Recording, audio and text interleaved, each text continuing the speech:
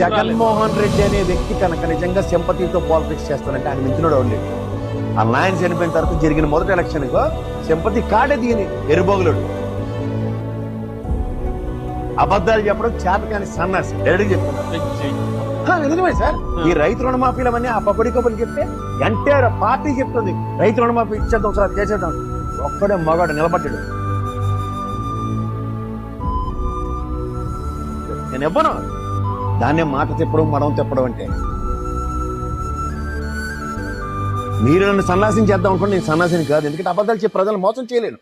మొన్న 2024 ఎలక్షన్ లో కూడా నిశ్చచ్చిగా చెప్పాడు, ఇది నా సామర్థ్యం, దీని మించి వీళ్ళు ఇంత సామర్థ్యం చేస్తామని మిమ్మల్ని మోసం చేస్తున్నాడు, అదే క్లాస్ వార్ అని చెప్పాడు. ఈ చంద్రబాబు నాయుడు చెప్తున్నాడు కదా 1,65,000 కోట్లు ఆయన చెప్తా ఉన్నాడు కదా, నేను కూడా 1,65,000కు ఇంకా నేను కూడా ఇంకో 10,000 ఎక్స్ట్రా యాడ్ చేసి 1,75,000 నేను చెప్పొచ్చు.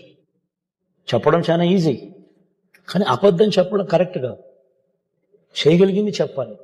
నాది 70 అంటే 1,65,000 అంటే దాని అర్థం ఏంది? ఆయన నేను మోసం చేయబోతున్నాను అని క్లియర్ కట్గా అనౌన్స్ చేస్తా ఉన్నాడు.